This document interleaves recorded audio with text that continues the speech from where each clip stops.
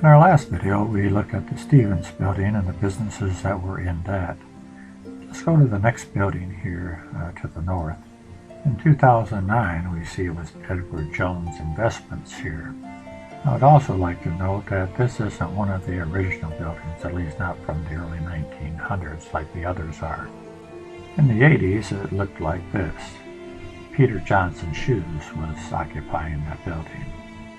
And if you recall, Peter Johnson Shoes used to be on the southern end of the block and moved up here to the larger store.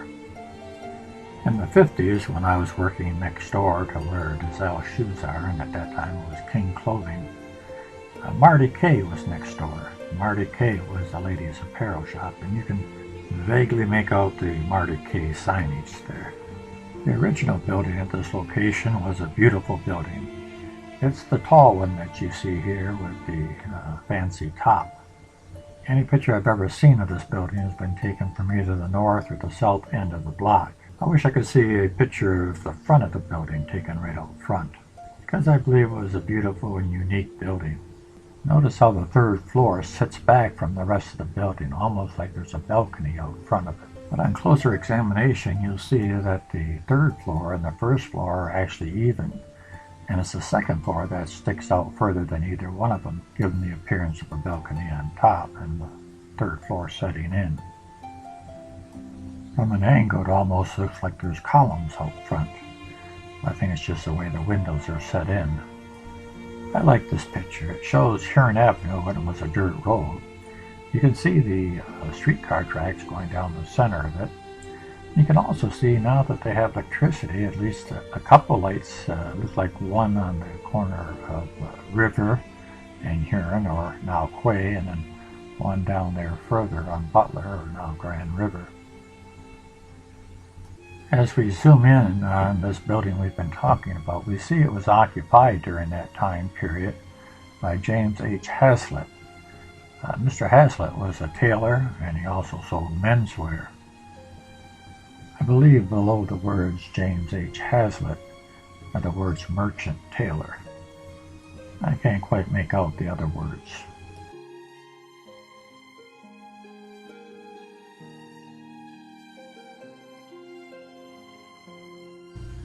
From the other side of the building, we can see the bottom word, or at least part of it. It looks like it's haberdasher or haberdashery. Haberdasher is a British word carried over from the 1200s. It actually just means menswear, a retail outlet of men's shirts and socks and so forth. And of course it shows that he was also a tailor, so he had a little bit of everything in that store. And since we're already here, let's take a little better look at this picture. We'll just pan down the street and see what there is here to see.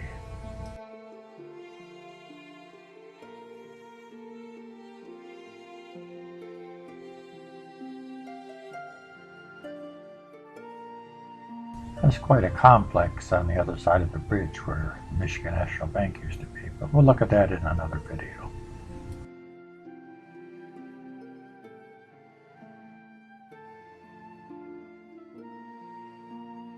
I guess there is a picture of the front, but only the very first floor. Too bad we couldn't see the whole thing. But it shows the signage here, and we see something else that's just as interesting. A little social gathering here going down Huron Avenue, and they're buggy and being pulled by mules.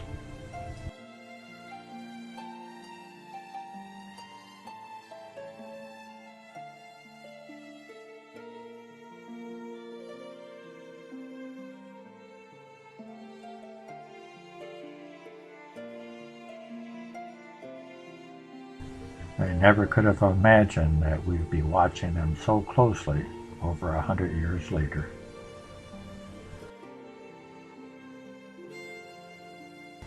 Don't you wonder what they're thinking? Wonder where they're going? Why are they all together? I do, all the time.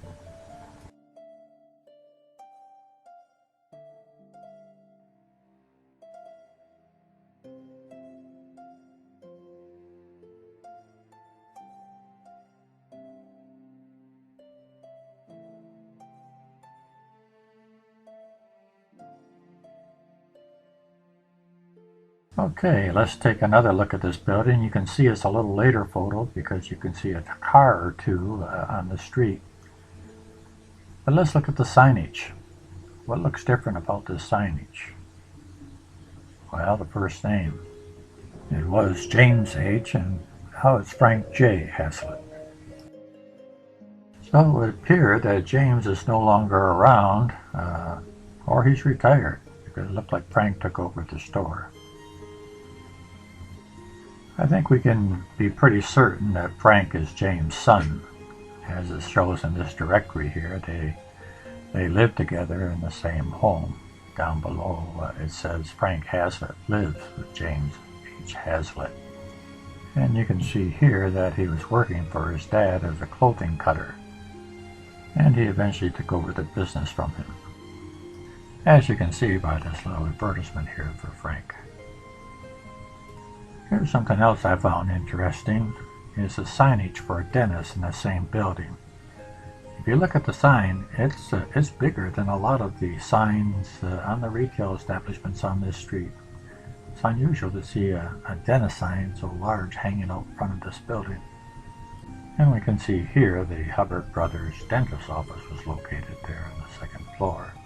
It says over the Hazlitt store, west side of Huron Avenue. And then it says nitrous oxide gas administered when desired. Teeth extracted without pain by its use. I don't know. Sounds kind of funny to me.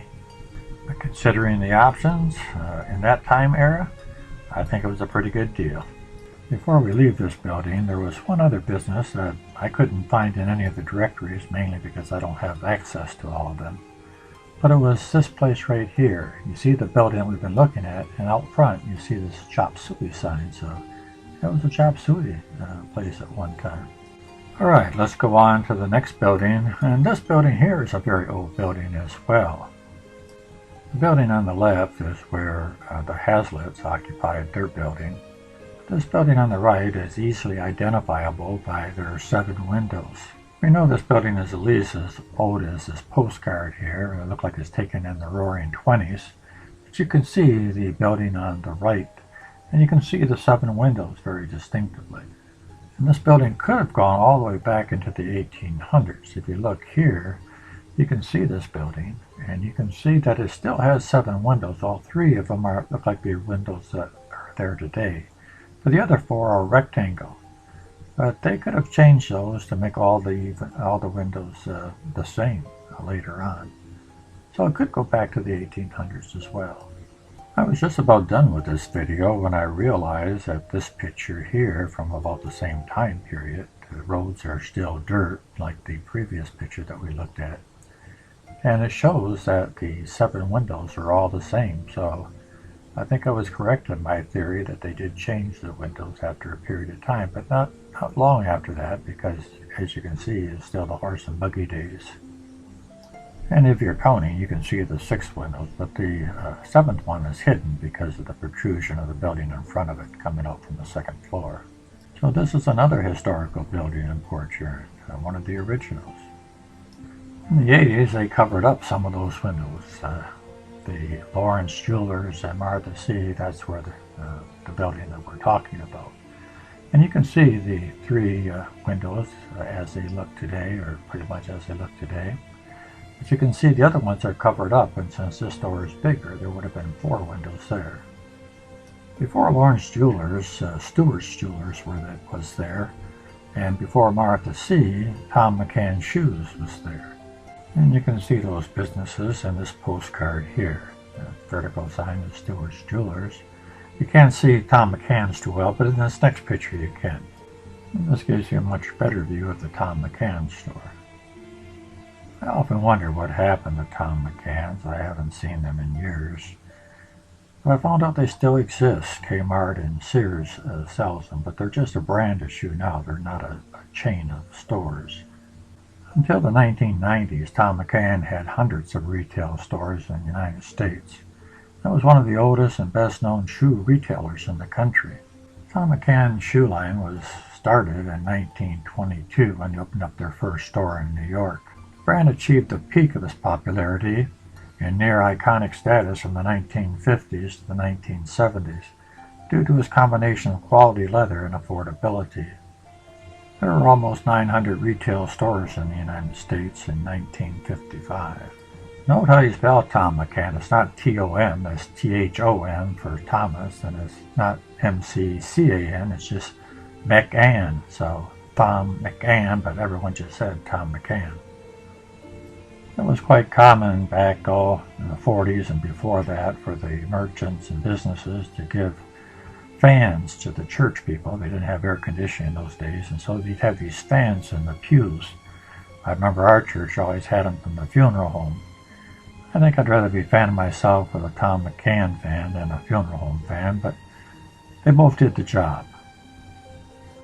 I get a kick out of this cartoon. It says the fellows in hometown practice on their own commando course, modeled after the real obstacle courses used in training fighting commandos. Trim, husky Thom McAn, as usual, ends up out front, but his pal Bill loses again. What I get a kick out of is how you can be trim and husky at the same time. I don't know of anyone that ever wore husky clothes that were accused of being trim.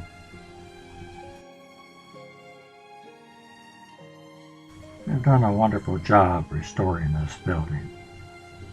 On the south side, where the jewelry stores used to be, at one time there was a tea room there. It was called Alex's Confectionery and Tea Rooms, and there was also an English gift shop there.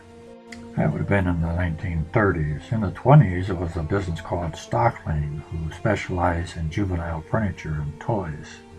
And before that, it was Grinnell Music Store there. So Grinnell's has been in several locations in the city.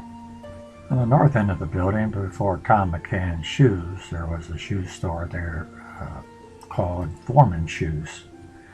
Before that, back in the 1900s, early 1900s, Frank Wolfstein had a grocery store there. And it says that he was a dealer in choice line of fancy and family groceries, provisions, fresh, salted and smoked meats, and sausages. All right, let's go to the next building. Originally, I didn't think this was one of the original buildings in Port Huron, but the more I look at it and the closer I look at some of the pictures, I believe it is. Mainly because we can identify it by this one window that sits out front. Also, if you look at the eave on top of the building, that's some pretty ornate work for a modern building. In the early 80s, it was occupied, but I can't see any signage here. It looks like a woman's apparel shop, though. You can see the window here. It's no longer an extended from the building bay window, but just a plain window with shutters on it. Here you can see Beneficial Finance, or a loan company, once occupied this building, and you can see the window again. It still has the shutters on it. In the 30s and 40s, there's a business here that a lot of fellows will recognize, and that's the Majestic Billiard Parlor, or we just called it the pool room. Note the bay window here is taken back its original form of an extended window from the building. In this postcard, it's difficult to see because of some of the signage around it, but the bay window is definitely there. I had to take a magnifying glass to the postcard, but it's there. Something else that was there at that time was Unger Sporting Goods. And you can see by this card here, this advertisement, that they had some pretty good bargains. At least it would be today. Unger Sporting Goods was also there during this period of time as well. And if you look at the building, you can just barely see that bay window right there. I wonder when they restored this building if they realized that they were putting in the same type of window that was there originally. Okay, let's go to the next building. This here is an original building. This here is not an original building. That's what you call speaking with forked tongue. Let me show you what I mean. Let's go to the original buildings first. Notice the front of the building before we go to the next picture, and notice the windows. The original building is this one occupied by Central Drugstore. The front facade is quite different than the current building right now. But there are some things that are similar. See that slant in the front going down? They still have that slant today. And then of course look at this wall. This was an advertisement you just could not ignore. You can't make out all the words in the sign, but you can see Central Drugstore. You see Dr. Somebody, and whatever his medicine is, good for liver remedy. And it's hard to read the small print, but it looks like sample bottle filled free. I could be wrong on that. In this shot here, you can see a couple other things that you couldn't see before. That last part of that medicine is some type of root, R-O-O-T. And not only do you see the liver, but you also see it was good for kidney. Here's an aerial view. You can see it's Dr. Kilmer's. Something looks like swab root or something. Can't quite make it out. And in this photo, you can see that they did change the sign once in a while, because now the last part you see is cola. So it could have been Coca-Cola or some other cola being advertised. And in this very early photo, you can see the building that has Haslet on it, but the Central Drugstore sign isn't there anymore. It's just a bare wall. What's really amazing is that you can still see part of that Central Drugstore sign today. However, about the only word left that we can recognize is the word Central. But it's pretty amazing that that still is up there. And that shows it's the original wall, even though the front is different. So yes, that wall is an original wall, and probably a good share of the rest of the building is original too, but the facade is definitely different. They put on a completely different front on the building. I don't know who the sign painter was that painted that on the side of the building, but he must have used really good paint if it's still there today. Okay, we looked at the building. Let's look at some businesses that were in this building. In the early 1980s, it looked like Faulkner's Christian bookstore took up both sides of the building. In the 1930s, or at least part of it, the 1940s, 50s, and part of 60s, Camber Clothes and Vicky Frocks was in this location. But in the 1920s, this was occupied by the Central Drugstore. You can see that small sign there that says drugs. And then just to the north of that is billiards and cigars. That was Majestic Billiard Parlor. And that's the same one that moved further down the block that we looked at earlier. During this period of time, the building was occupied by Central Drugs and also O'Huron's. O'Huron's was a restaurant that was located on the north end of the building. And you can see the sign here. Before O'Huron's was there, O'Neill Brothers and Company was there. It seems almost like a general store according to this ad. Wholesale grocers, fruit, crockery, china, glass, chandeliers, a little bit of everything. This is the inside of the store.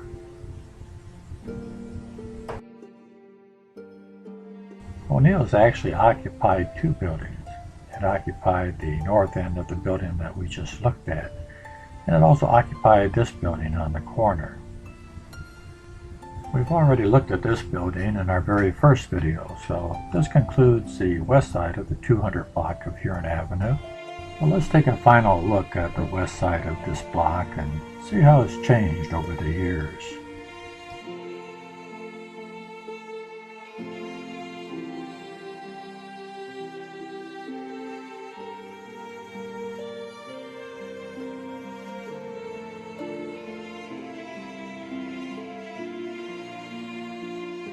In our next video, we'll look at the 100 block of Huron Avenue and maybe a little bit more.